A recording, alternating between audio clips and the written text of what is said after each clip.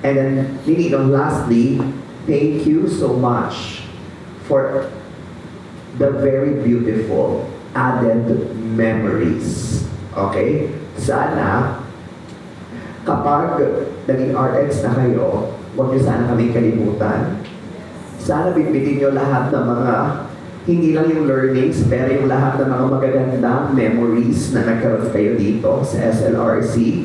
Yung pag-akyat nyo ng napakataas, yung parating walang tubig na toilet. Diba? So ito po ay mga experiences. Yes or no? Yes. Diba? At yung mga relationship that we have built. Are you with me? No? Sana you treasure it, class. Okay? Now, lagi kong sinasabi, ang pag-abot ng pangarap ng Ninino ay parating, lagi kong sinasabi na parang itong parang umakyat ng bundok. Okay? At pag umakyat ka ng bundok, mga Ninino, mahirap siyang akyatin. Tama? Diba? So you will meet you will meet lots of challenges going up there. Yes or no? Yes. Ngayon, nandun ka na sa tuktok nung inakyat mo na bundok. Are you with me?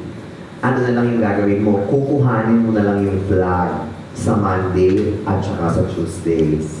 Yes or no? Yes.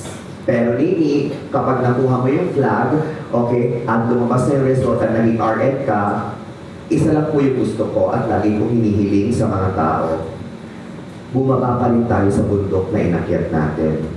Let's all be humble and be grounded. Bumaba ka doon sa bundok na yung class at sana tulungan mo yung mga susunod na henerasyon na paakyat din sa bundok na inakyat mo. Because if we will do that cycle, I think this world, regardless of the leaders, could have been a better world. Are you with me? And like us, mga Ninino, as much as possible, we're reaching out and we're helping. Are you with me? So sana ganun din po kayo. At habang pababa ka, tulungan mo sila, hatakin mo sila pataas. Okay mga Ninino, sabihan mo sila na delikado dito, iwasan mo to. At pag nasa baba ka na nung bundok o sa paan ng bundok, huwag kang huminto.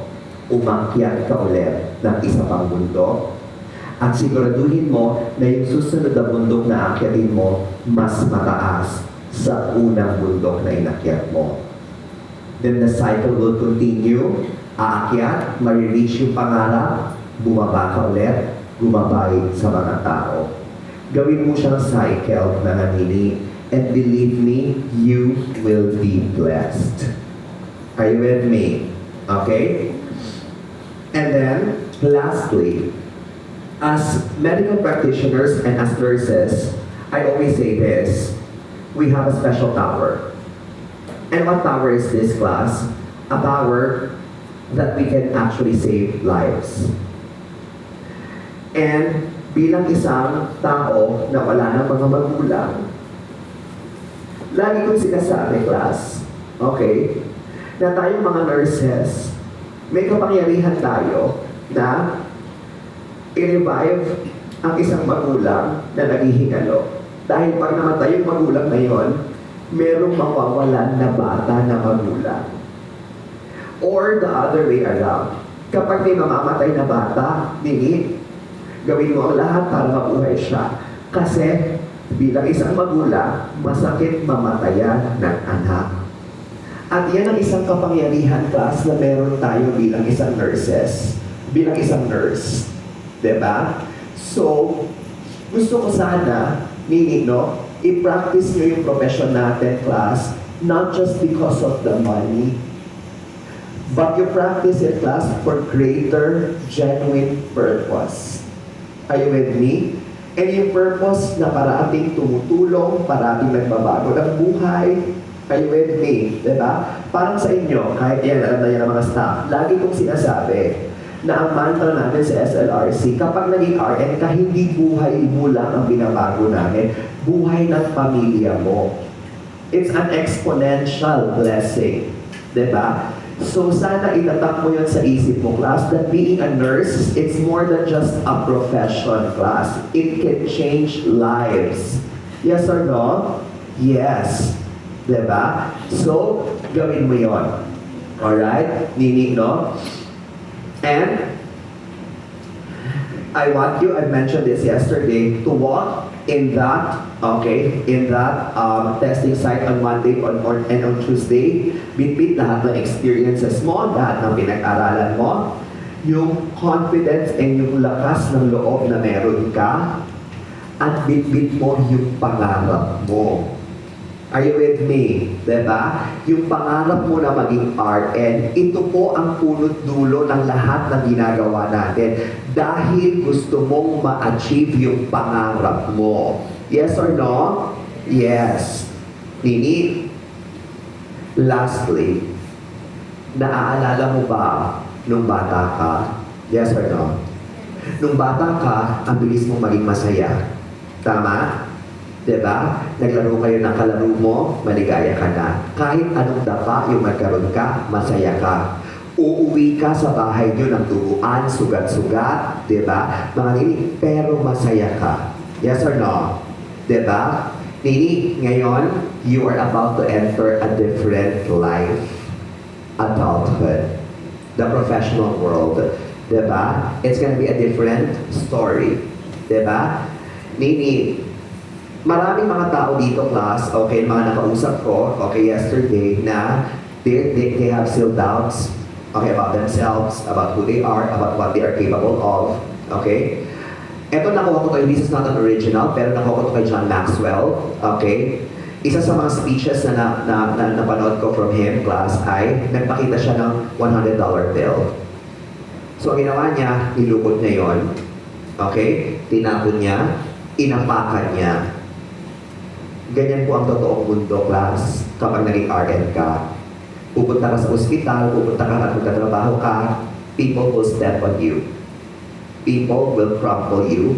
People will spit on you. People will say a lot of negative things about you. Ako, alam niyo yan, class, ang dami kong bashers. Pero ano ang dapat mong gawin? Sabi ni John Maxwell, do not lose your core. Kasi kahit anong gawin mong pag-apak sa $100 bill na yan, class, kahit apak-apakan mo yan, pag pinulot mo yan at binuksan mo, nabago ba yung value niya? Hindi. So in the real world, class, they will destroy you.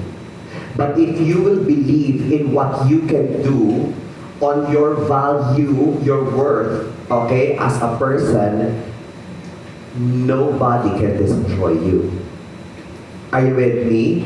Diba? So, gustong-gusto ko yung ginawa niya ng class. So, please, i-practice niyo yun, mga nini. Diba? Huwag kang mag-doubt sa sarili mo, lalo na kung alam mo naman na ginawa mo ang lahat at binigay mo ang lahat para dito.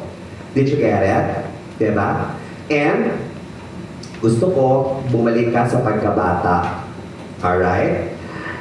Gusto ko, bumalik ka sa mga moments, mga nino, na inosente ka, sa mga moments na bigyan ka lang ng candy, masaya ka na. Yes or no? Kapag may ginawa kang maganda, binibigyan ka ng candy ng nanay mo, masaya ka na. Yes or no? Ganun lang tayo kasimple nung araw. So gusto ko ngayon, bumalik ka sa pagkabata. Gawin mo isang maliit na pangarap, yung gagawin mo sa Monday and Tuesday, na may isang bata na may lalabanan, may sasalihan, di ba? Na magtatagumpay ka. Kaya ba natin yung class? Yes or no? Yes. Di ba? Kaya naman, class, this has been a tradition of mine. Okay? Bilang ako, I wasn't able to experience a very good childhood. Okay? No? So gusto ko lahat tayo ngayon bumalik sa pagkabata. So I've prepared something for all of you.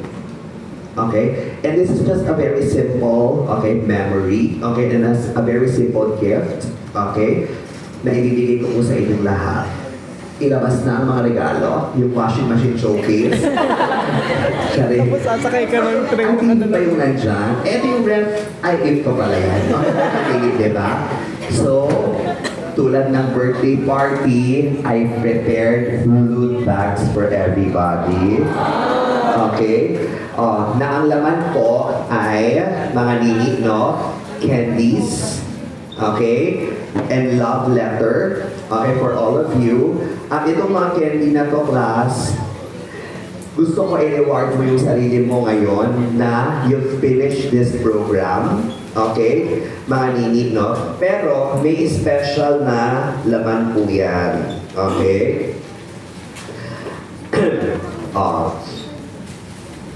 Ano yun, class? Gusto ko baunin mo lahat ng to, okay, sa araw ng board exam.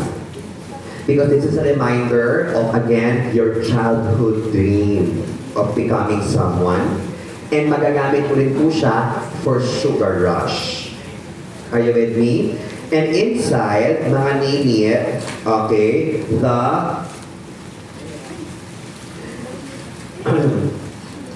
ay, nasira ko na siya.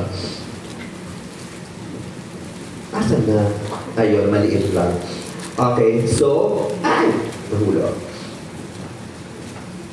So, inside this, ano ba to?